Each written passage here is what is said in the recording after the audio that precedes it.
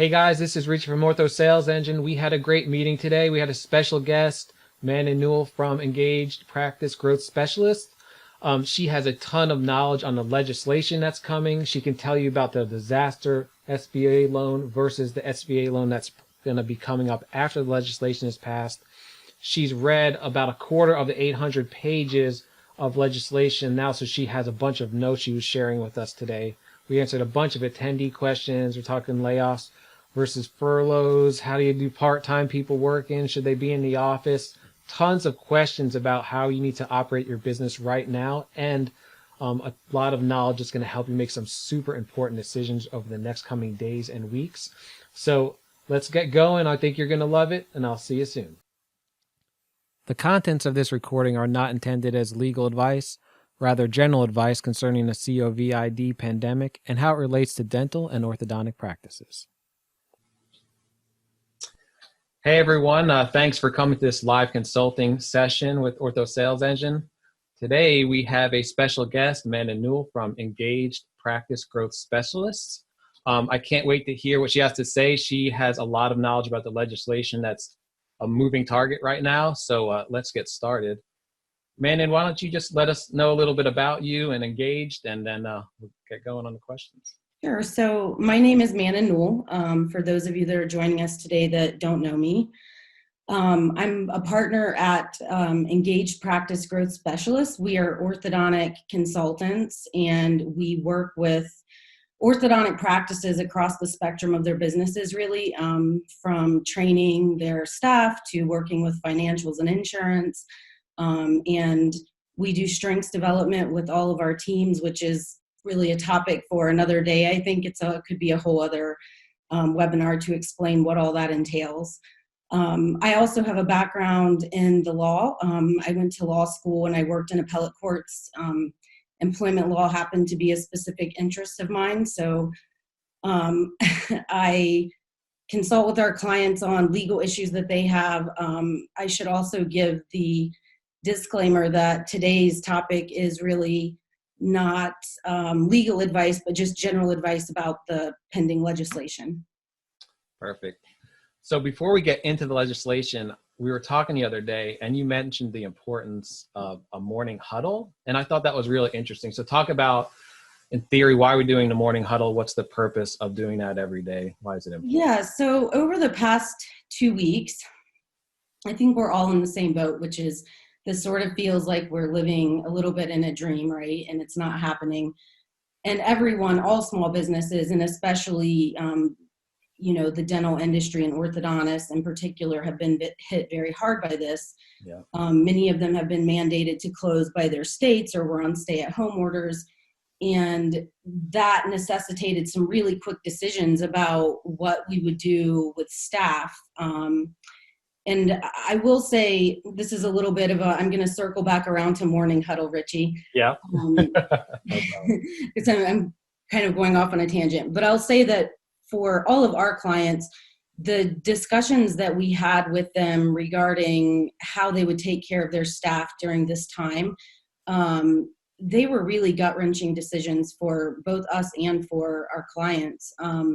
Every single one of them wanted to make sure that their staff was taken care of, and also at the same time trying to scramble to figure out how do we maintain the viability of the practice so that everyone has a job to come back to.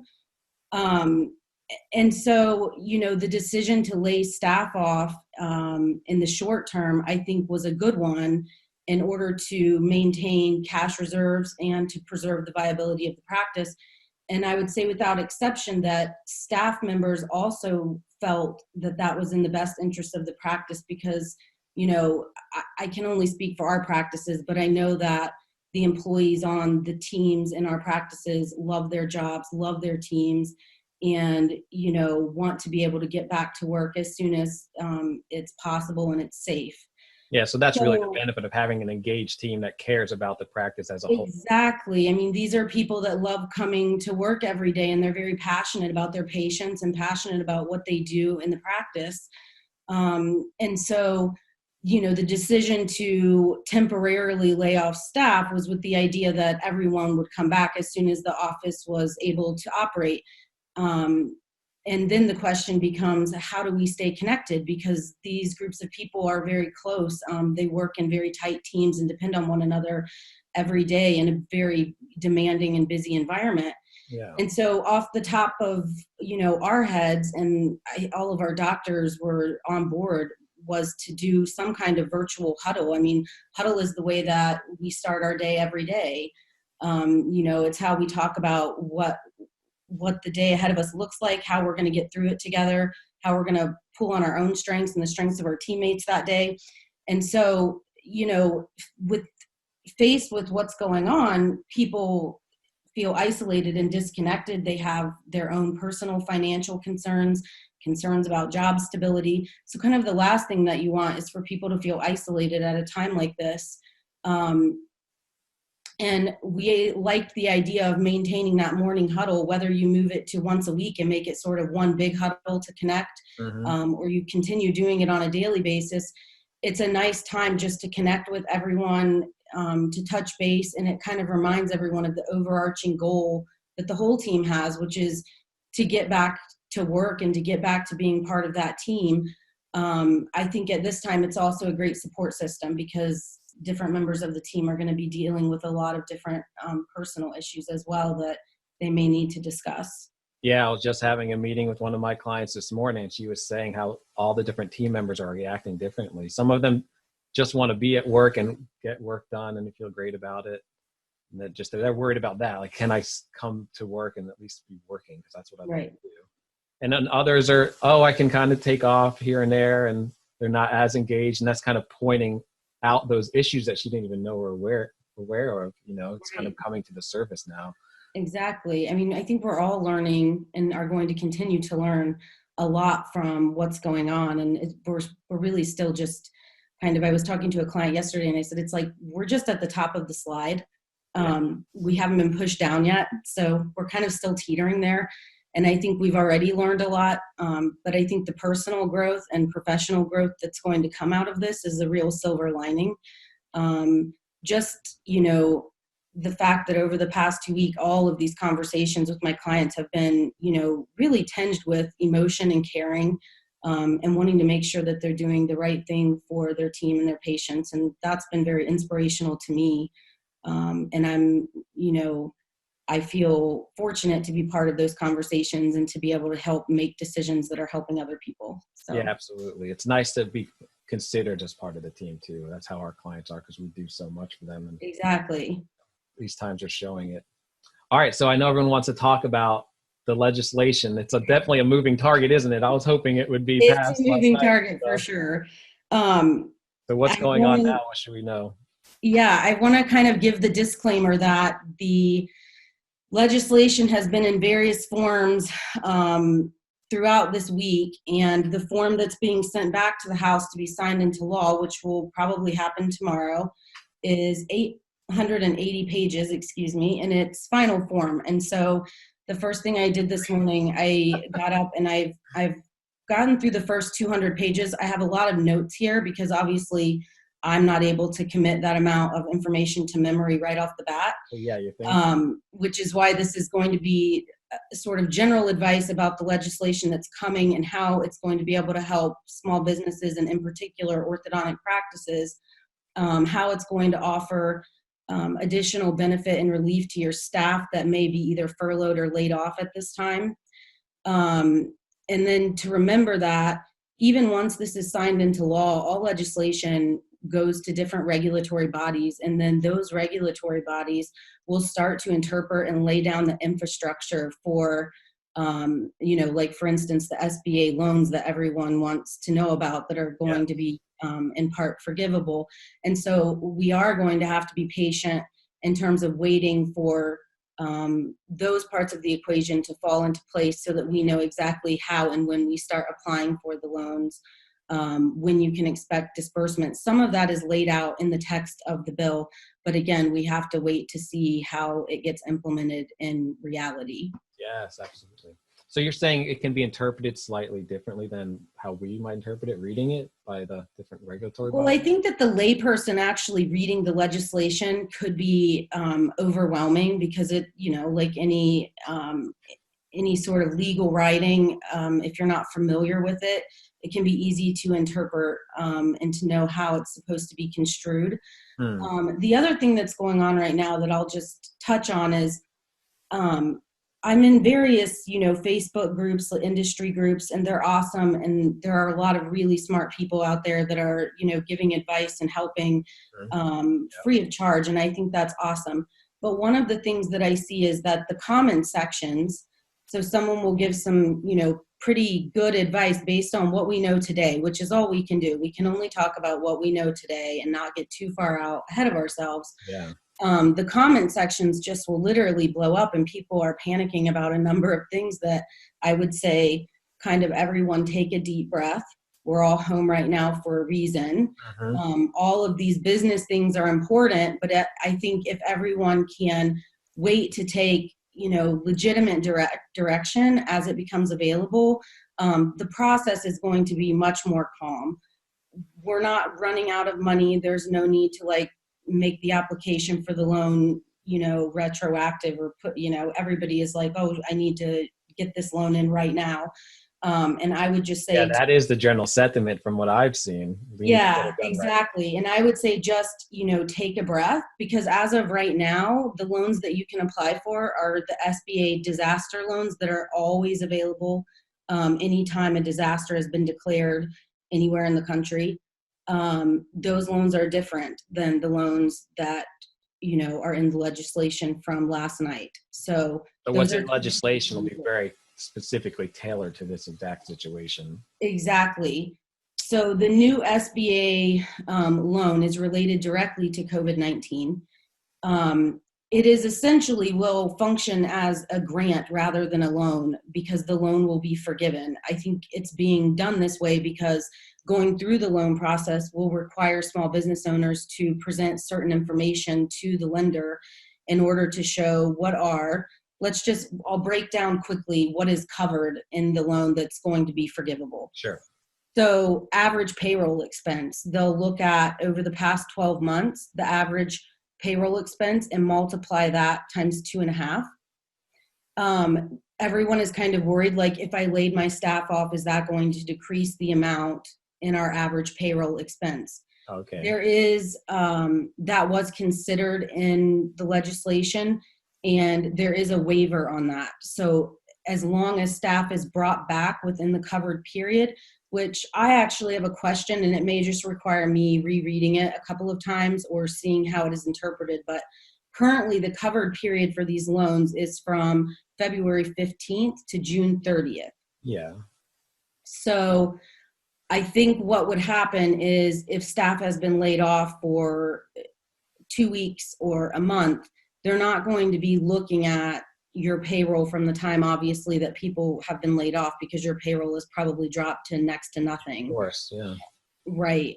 The other things that are going to be covered in this refundable loan would be expenses that are related to premiums for group health insurance, if you offer those benefits in your practice.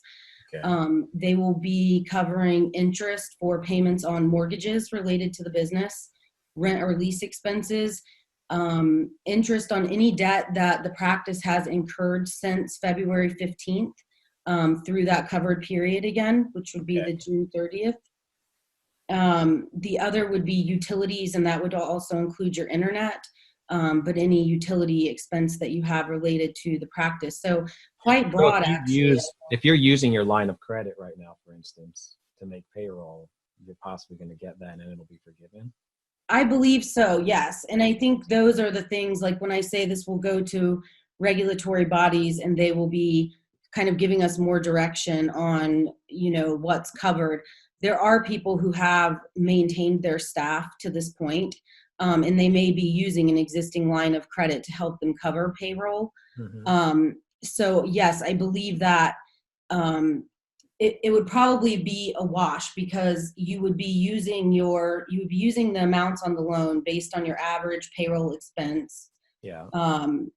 And so if you've used an existing line of credit to this point to cover payroll, then moving forward, when you start to pick up production, you may cover a month of payroll through this forgivable portion of the loan. So does that answer that question? Yeah, sure. Quick drink. Yeah. So some of the other questions that I've been seeing have been directly related to the unemployment benefits, which I think are an amazing thing actually for our staff right now. This legislation is also covering an additional $600 on however your individual states calculate your unemployment rate Mm-hmm. per week. It's adding on to that an additional $600. There's been concern about that coming from some places that maybe people would be getting unemployment benefits that exceed what they make at their jobs. And so that would become a deterrent to returning to work. And Oh, yeah. well, my response to that, I feel that it's great support for all of our staff members who have had to be furloughed or laid off. I also think that, these unemployment benefits are good for 4 months as opposed to the normal 3 months. So there is an extension on that. But also, unemployment is temporary.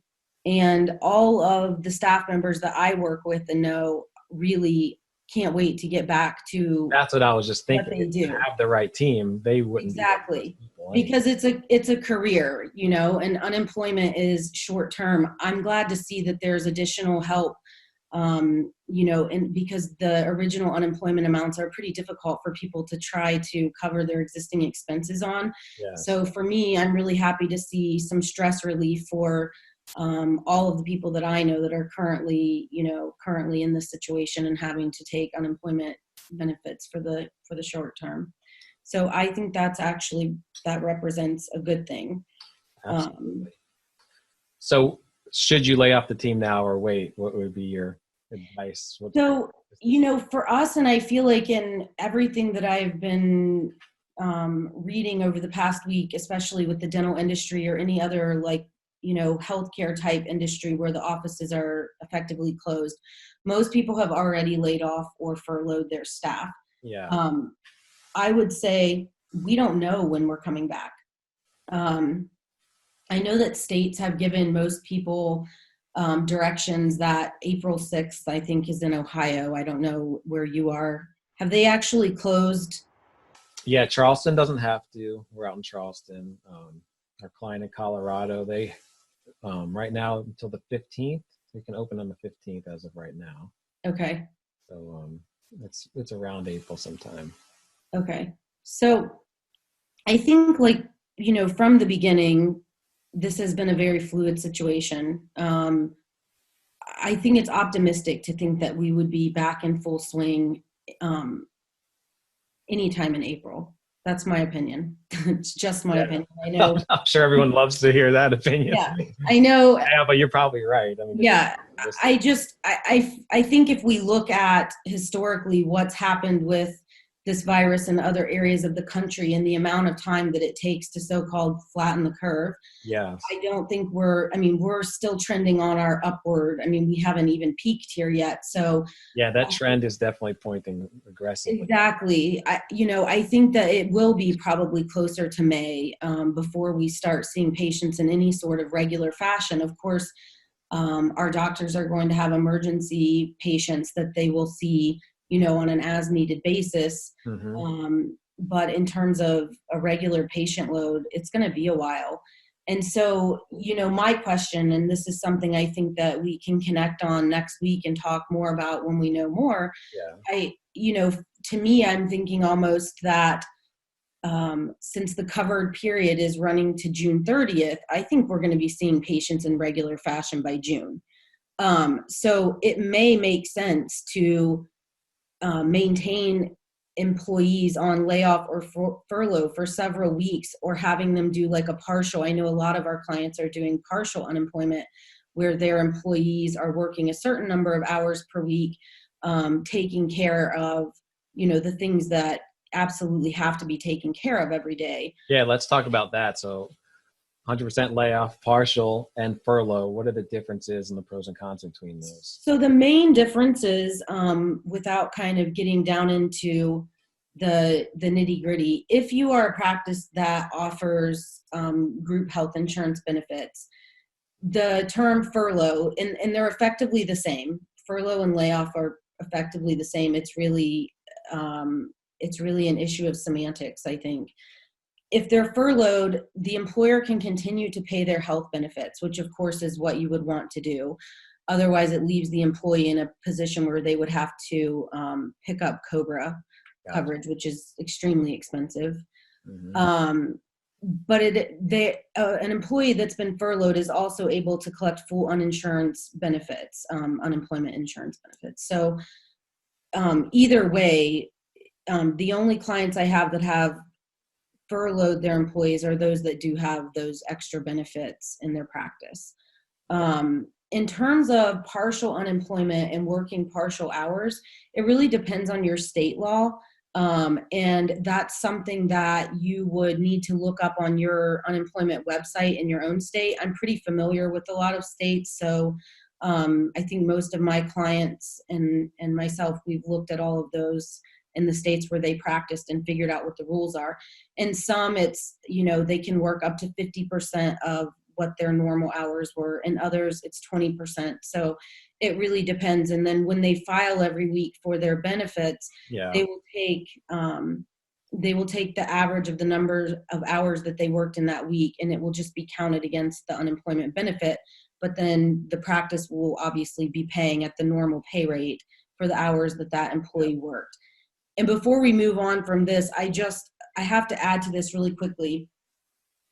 This isn't anything that I've experienced with my clients, but it's something that I've seen in a lot of the forums over the past couple of weeks. Because there are critical functions that have to be covered in the offices. And sometimes I think to my client's chagrin, I always have to look at things through a legal lens. It's my training and my background.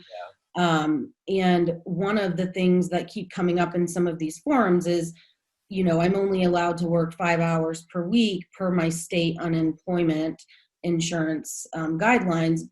However, my employer is essentially asking me to work much more than that. Oh, really? So I would caution everyone, even on the morning huddle. So anything that you're doing to stay connected to your staff during this time where they're technically on layoff. All of those connections obviously have to be voluntary, and all of the teams that I know are going to show up because they want to be there, and they want to be connected to the practice and their team. But you have to be really careful. It's just good business and legal advice to be very careful not to request things of your employees that amount to asking them to work without being paid. And it can be really easy, I think, without even meaning to. I don't even think that it's always, something that an employer is even thinking that they're doing by sending, a little tiny assignment and saying, hey, watch this video or do this CE class. But that does amount to asking them to work without pay. So I would just be very mindful when you're sending out communication with your staff to make sure that you're not crossing over that line during this time. Gotcha. What would you say the keyword is I should Google if I'm trying to find out what the maximum? If you're trying to find out the maximum number of hours that they can work. So I would go directly to your state unemployment website. And there you can, I'm always a big fan of, if you're on your phone, the find on page function. I don't know if everyone knows how to use that. Yeah, that makes sense. Either the find on page function or the control F if you're on a regular website. And I would just type in partial unemployment. Or just even the word partial. A partial unemployment. That makes sense. And you'll hit on whatever section of your unemployment guidelines will talk specifically or speak specifically to that element of having employees that are working a limited number of hours. We have a couple questions.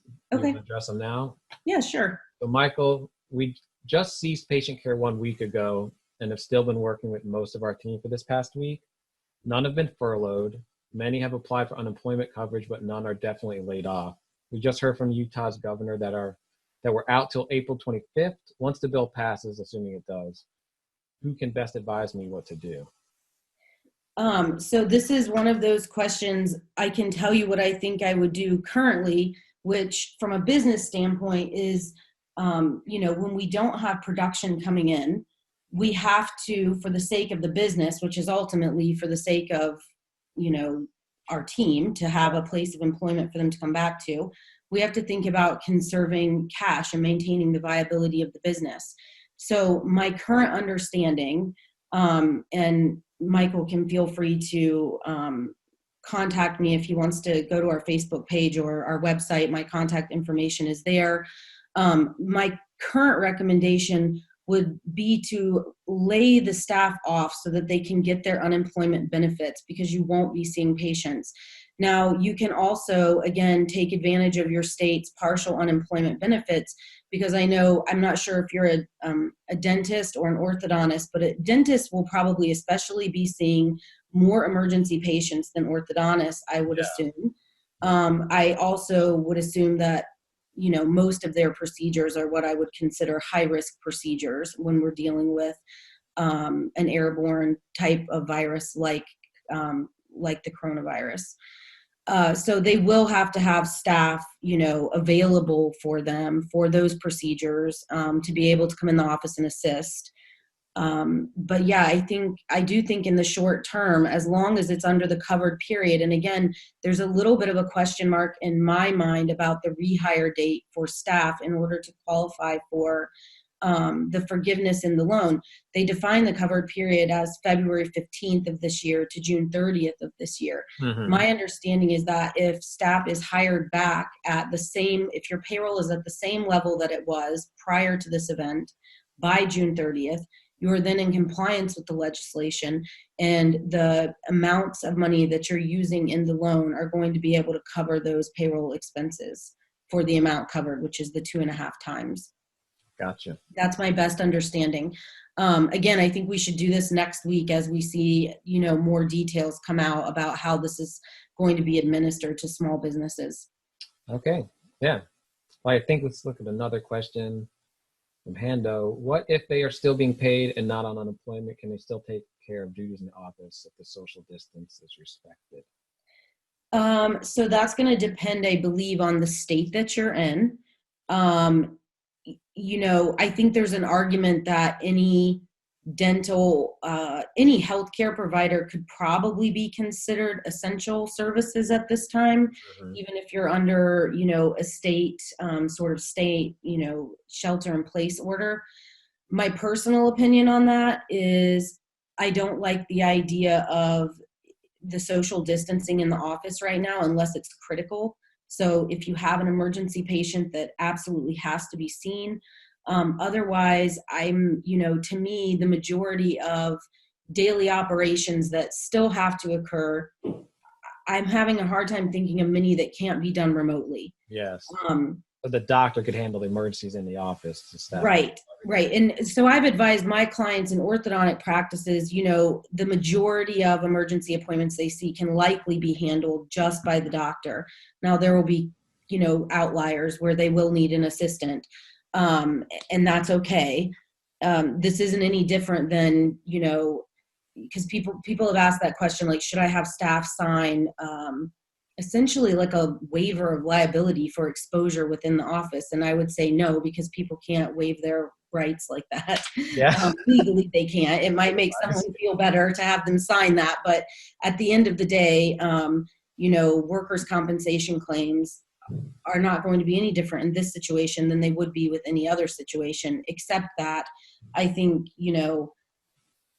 there can be some argument for if it's obviously traceable. I think it would be hard to prove, but still could be obviously traceable to the office. If somebody were to contract the virus, for instance, you had an emergency patient come in and then that patient calls 4 days later and says, I have to inform you, I've been diagnosed, I've tested positive for the virus. Yeah. And then if the doctor and staff member shortly thereafter were to test positive, I think that opens up some questions about, workers' compensation claims. So my best advice would be to avoid having multiple employees in the office. If you have people coming in, so maybe you have someone coming in daily to check the mail, if they're coming to post checks, that maybe you're getting still paper checks in the mail and someone has to get those and to post those. I would say to stagger employees then as much as possible. So maybe you have someone coming in that's checking voicemail and returning calls, which again could be done remotely. But if you're going to have someone come in the office and do it, then I would have I would have stringent disinfection protocols in place to wipe down keyboards, phones, any surface that another employee is going to later come into the office and come into contact with. So just common sense disinfection and staggering employees, I think, is the best way to handle that right now until we move kind of past where we are. Yeah, that makes sense. I think we'll answer the rest of the questions at the end. Just want to make sure we get through everything. Do you have to pay PTO? What is the situation there? So this, I think that this situation represents, we're in sort of uncharted territory, right? I mean, this is not normal. So a lot of the sort of normal rules that I would think of as applying if we terminate an employee or an employee otherwise separates from us, we would pay out their PTO depending on what your state laws are regarding that. Mm-hmm. And also depending on what your policy manual says, because many policy manuals, you can't change the law in terms of giving people less than what the law requires, but oftentimes policy manuals will give employees more than what the law requires in terms of paying out PTO. So if an employee asks to be paid out their PTO on separation, which a layoff is technically a separation, even if temporary, then you would be required to pay that out. In this case, where I'm saying I think we're kind of, outside of the normal bounds. Yeah, for sure. The majority of employees are wanting to bank and save their PTO to be able to come back to that, because what's going to happen, at least in my mind, what's going to happen is, when we're able to start seeing patients again, there's going to be a huge influx up front. There are going to be patients that have been waiting to be seen for a month or longer. There will also be, parents who are waiting to get braces on their children, or were, looking to do that when all of this happened. Absolutely. I think we're going to see really quite a packed schedule in probably the first month back from this. And then I think that it's going to be, there's going to be a slowdown likely because of the economic impact. So I think we're going to be on a little bit of a roller coaster, honestly, for the rest of this year. I think we're going to see peaks and valleys in terms of how busy our offices are. And so what was the original question about? Do we have to pay the PTO? So normally, yes, we have to pay the PTO, but right now, yes. But I would say in this case, I see with my clients, we've already been talking about how we're going to fill in the schedule for days or weeks that had been previously blocked out this year. Will now be opening up those days, which means that there are going to be periods over, the remainder of this year where our practices are going to be slammed. Yeah. And just I think the emotional toll of this whole experience, from what started a few weeks ago to what's going to happen in the coming months, a lot of employees are going to want to maintain their PTO so that they can take time off. Yeah, that's natural. Okay. So maybe would you ask the employee their preference, or you would just? I wouldn't. Let me think about how to phrase this. By opening up a buyback. I think most employees are aware of what's in their policy manual. So Gotcha. If they feel that they need PTO right now, I think that they will ask for that because they know that that's available to them. My experience in the past couple of weeks is that most people did not want to take their PTO because it would reduce any unemployment insurance benefits. Gotcha. So if you took 2 weeks of your PTO, you would not receive unemployment for those 2 weeks. And so plus you would have used it already. And then right. So essentially you're burning up your PTO and you'll have nothing left later in the year. And now that I think they're calling it unemployment on steroids, now that that's phasing in, and then there will also be individual relief checks. That's also part of this legislation for, I think it's $1,200 for adults, $500 for children. Mm-hmm. Those checks they're saying will be going out within the next 3 weeks. So with the kind of beefed up unemployment, in addition to the relief checks that are just being paid, I think that most employees are saying, we're going to need that PTO. Yeah, that makes sense. Yeah, so that, I mean, that's what I think. But again, if somebody asks or they want that and they're willing to delay their unemployment benefits, then, you would need to pay out your PTO. Gotcha. All right, so we were talking the other day about changes in messaging, voicemail, how you're talking to people. Let's talk a little bit about that. What should we address? Okay, so in most of our practices, we've kind of moved to this checking messages 2 times a day routine where we have either 1 or 2 employees who will check morning messages and check afternoon messages. And that's very well communicated to the patients, both through social media and in the voicemail messages themselves, letting them know that obviously the office is closed. If you have an emergency, there's another option so you can get through to someone immediately. Yeah. Generally, we're having them, they'll be able to press a button that will forward them to the clinical coordinator. The clinical coordinator can then make a decision is this really an emergency? We may use some virtual methods where patients can send photos of what's going on, and then the clinical coordinator can make a determination whether or not we need to bring the doctor into the office or consult with the doctor to determine how to handle that. Otherwise, the messages are checked and returned twice a day. And I think it's just really important to, just like we're talking about staying connected to the staff, and Richie, this would really be your area of expertise. Yes. But in terms of our marketing, where we're shifting, into a kind of a different mode, and we want to stay connected to our patients. We want to make them aware of what's going on in the office. I know originally a lot of our clients were told that they would reopen April 6th. And so they started to schedule appointments in those first 2 weeks, which will now again have to be moved. And that's it's sort of the frustrating part of all of this, right? Which is why I'm saying it's fluid and we all have to sort of learn how to go with the flow. I think everyone understands that. So no one's getting mad at this point. Right. Rescheduled. Right. We live in a digital world, luckily. So we have email, we have social media. A lot of doctors are getting virtual consultations and some software that supports that. So we have a lot of ways to touch our patients right now and to let them know we're still here and still supporting them. Right. And I think that's ultimately so important. I think for those doctors, this is will be my round 2 next week with our clients. I think over the past 2 weeks, it's been just HR up and down. Yeah, right. It's all we've been dealing with is how we support the staff, how we make the best decisions that we can on any given day with the information that we have that day.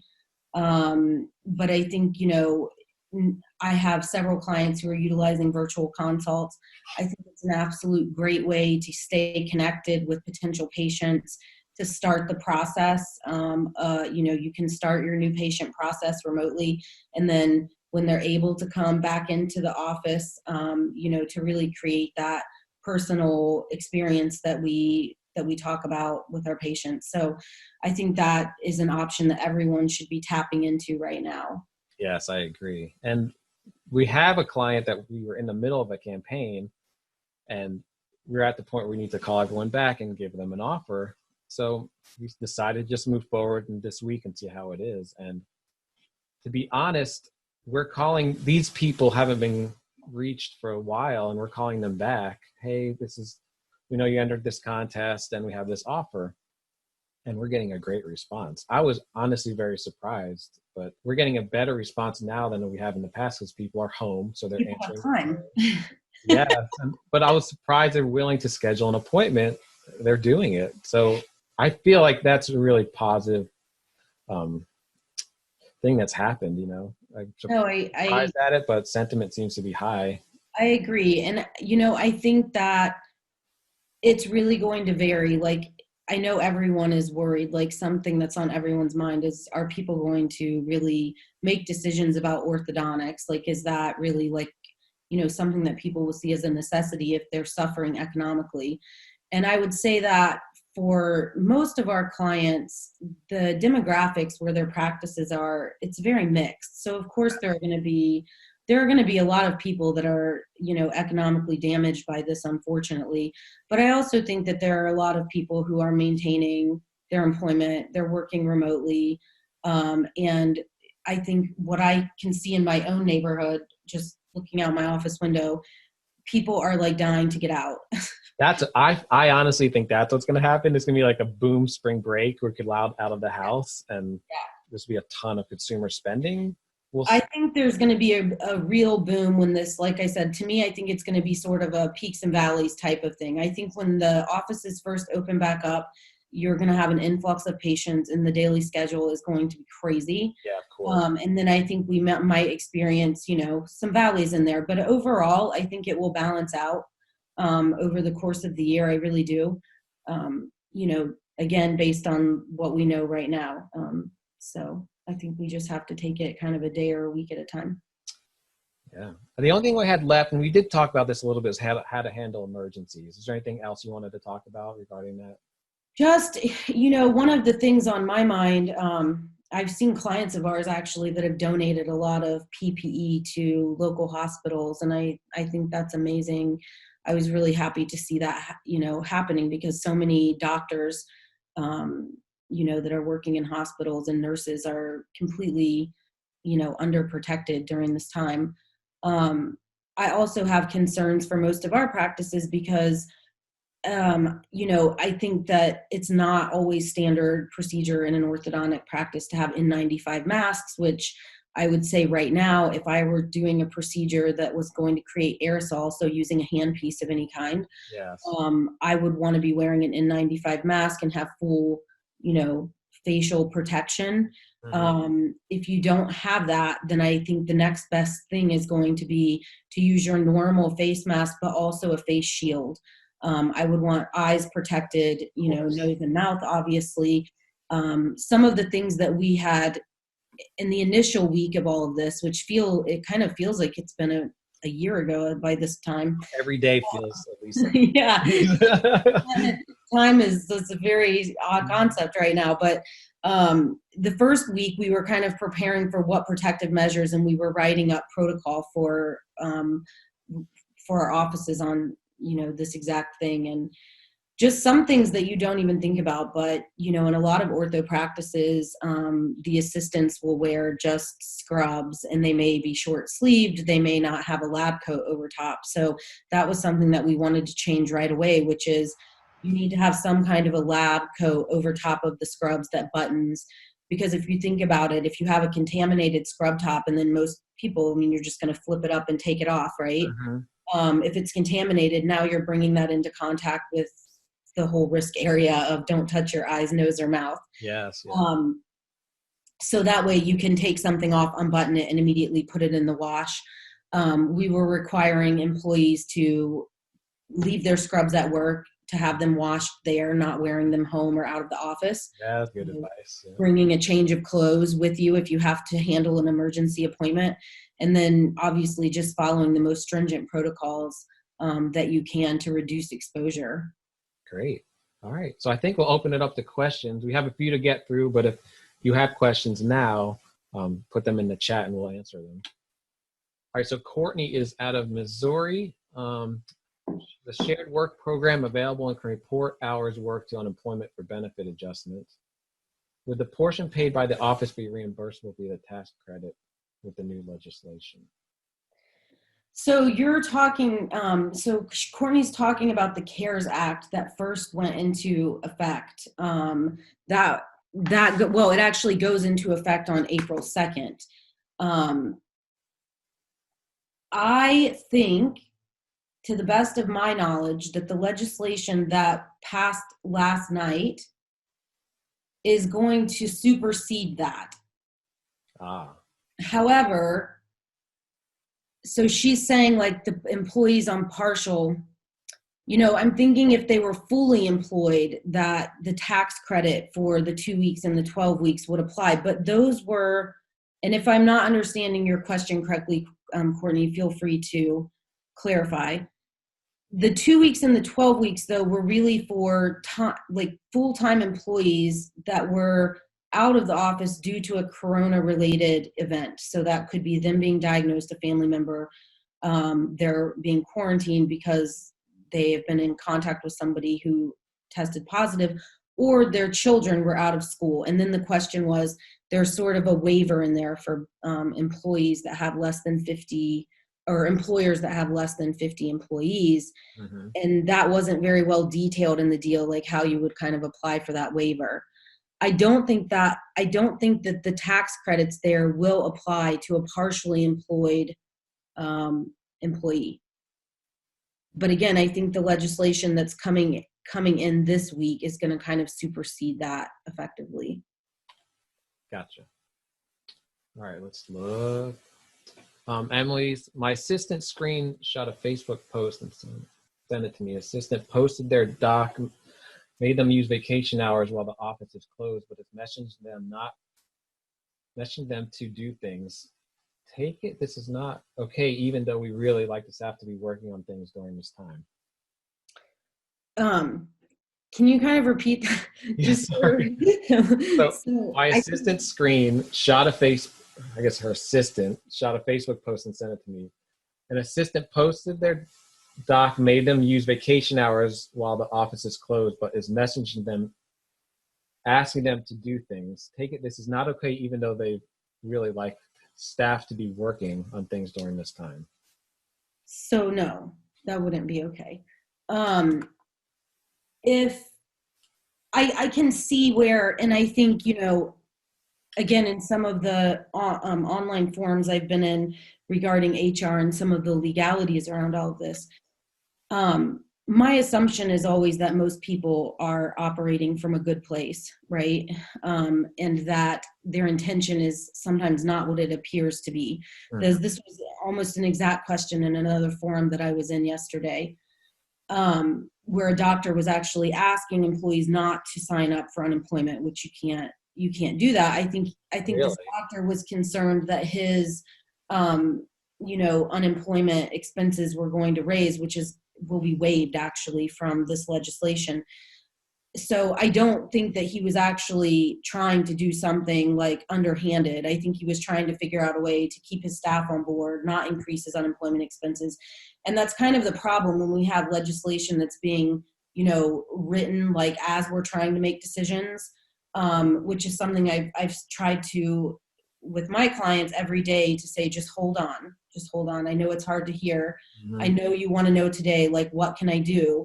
But I wouldn't be doing my job if I just sort of gave advice off of a knee-jerk reaction on an article I read that's, a journalist interpreting what they think is going to happen with the legislation. Like, that's not prudent. So I think that a lot of these situations that are coming up that she's talking about, I don't think that most employers are trying to do something underhanded. I think that they're trying to stay connected to their staff. I think they're trying to figure out how they keep this business running. And they probably feel that they're being generous by paying out the PTO instead of immediately laying off. So, or they may have received advice from their CPA or from someone else initially. And again, everybody's just doing their best with partial information by saying, I think this is what you should do. I think this is the best decision.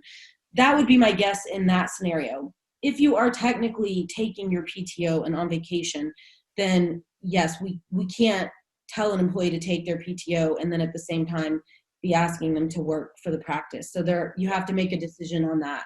Absolutely. Okay. Stephanie says, how does keeping a staff member on staff affect their eligibility for 2 weeks plus 3 months FMLA? And can the SBA be used for the expenses, and will that expense be forgiven, SBA? For example, keep on staff, meaning keep them working. So she's referring to the CARES Act again, the one that goes into effect on April 2nd. Mm-hmm. So what she's saying is, if we have an employee who we have coming into the office right now and they're impacted directly by coronavirus in the next, during this covered period of time, will she be subject to that? If anyone's not familiar to it, if you have an employee that meets the criteria for that, which we all do essentially, because it also includes anyone whose children are not in school. Yeah, right. So you don't have childcare. So I think that's probably almost 100% of our staff, except for those people that don't have children. then you would be responsible for paying 2 weeks at full-time pay and then 12 weeks at 2/3 pay. And you would be reimbursed for this in a sense through a tax credit through your payroll company. What I've also been told that something kind of strange is going on with my screen. Someone just was not muted. Oh, okay. Eric, please mute your iPhone. So I think that if you are subject to this, I think that the waiver will apply. I also think that if you have someone on full payroll during this covered period, because if you apply for the SBA loan, the one that's directly related to COVID-19, then that is going to cover your payroll expense. So to me, that's kind of just superseding that CARES Act. And meaning that if you're applying for this loan, you're going to be covering your payroll through that loan, which is forgiven. So that's the way that I see that right now. Okay. All right. Wemmer says, if your employees are furloughed, are they no longer eligible for the 2 weeks pay and 10 weeks FMLA? So that is, I think, an open question, and that's part of the difference, I think, between the furlough and the layoff. But if they're on furlough and receiving unemployment, then I assume they're not coming into the office. So it would be one or the other, I believe. They wouldn't be able to collect unemployment, but also collect the 2 weeks and the 12 weeks. Okay. And then again, the question will become, and I think next week we're going to know more about that. I think we're going to know more about it every day, but both from the perspective of where are we in terms of the pandemic and how it's spreading in our country and when we can get back to work, and also in the sense of exactly how the loans are going to be dispersed. I know that in the legislation, I think they say they have no more than 60 days to approve and disperse funds. And then there's also a portion for an immediate $10,000 advance, which is something that we can talk about more next time when they hammer that out. That's very interesting. Yeah, so the way that I read it, I think it's a little conflicting because the original CARES Act had that April 2nd date and everyone was saying we have to bring everyone back by April 2nd or we won't be able to have loan forgiveness. I actually don't think that's the case now. I think we're looking at a wider covered period. And I'm happy to kind of talk about that more next week when we know more. But I believe that, again, all of your employees would fall under that original CARES Act. Have they been impacted? Most likely, yes.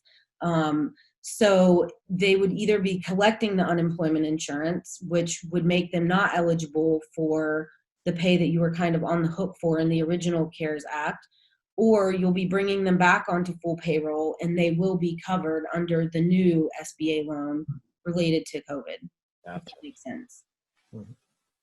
Okay, Courtney, we have staff in office individually, not more than one person at a time for phone coverage. A liner drops to their car, etc.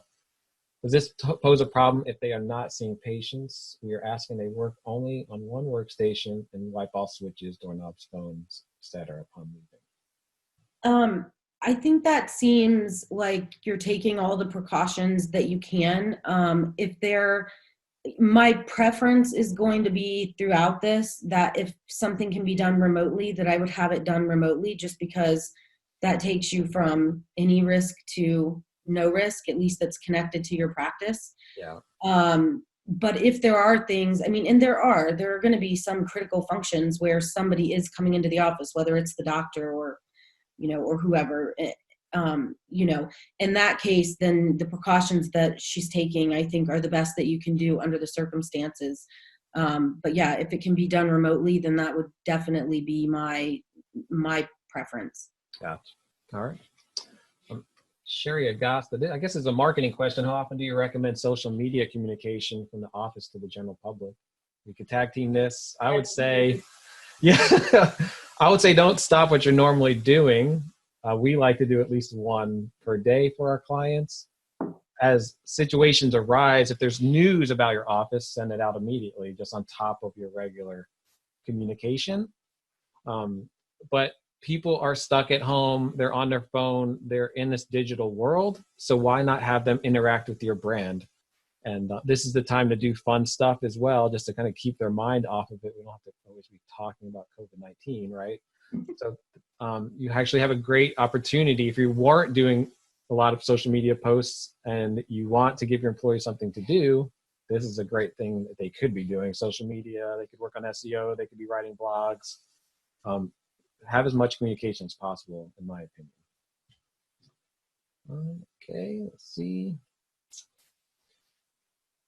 We answered that. Oh, on the scrubs and lab coats, what if your office does not have laundry set up? Can employees change at the office and launder separately at home? Yeah, I think that's fine. And that was something that came up when we were writing the protocols last week, is not every office obviously has laundry facilities. So what I would recommend in that case is to have some kind of, like have them put the scrubs in a plastic bag or something of some sort that can be disposed of. I would put them into the laundry, wash them on, the hottest setting that they'll survive. Yeah. Yeah, but that's fine. I think to have them bring just a encapsulate them in something. Yeah, right. Of course. Right. We have one more question. If you guys have questions, now's the time. But the last question, in regards to the SBA loan, is the application currently on the SBA website, not the application for the COVID-19 specific SBA loan? If not, should we wait until that is available to apply? Yes. So that has really been like the hot button topic over the past week, which is there are people who have already submitted. They've gone on to the regular SBA disaster, and it says it's related to COVID-19, and it is, because it's been declared a national emergency. That loan, so this is a question that's outstanding in my head that I can't really give you definitively an answer to, but I think we will have an answer soon. I have a question as to if you applied for the first loan, the regular disaster loan, and you stated in that loan application that part of your purpose for taking out that loan would be to cover basic expenses such as payroll, which I'm sure that is what anyone would be putting in that loan. That is what you're looking to cover, like your mortgage expense, your lease expense. We haven't been in a hurricane, so what is yeah. I think that those could potentially just be converted over, because it's going through the same agency, and I mean the same lenders are going to be managing these loans. So I think it probably could be converted over. The other thing is, if you did apply or you want to apply for the SBA disaster loan, that's not going to bar you from applying for this new one. The new one, it doesn't really exist in any real platform yet, because the legislation still isn't signed into law. Mm-hmm. So once that happens, then the regulators will all sort of jump into action and create that infrastructure. So there should be, I would imagine that on the same SBA websites, there will be a second or additional link, and there will be more instruction explaining what are the differences between the two. But I do think that it's possible you could apply for both, and that would be fine too, as long as, it would bar you in a second application if you went to apply for the new SBA COVID type loan. Mm-hmm.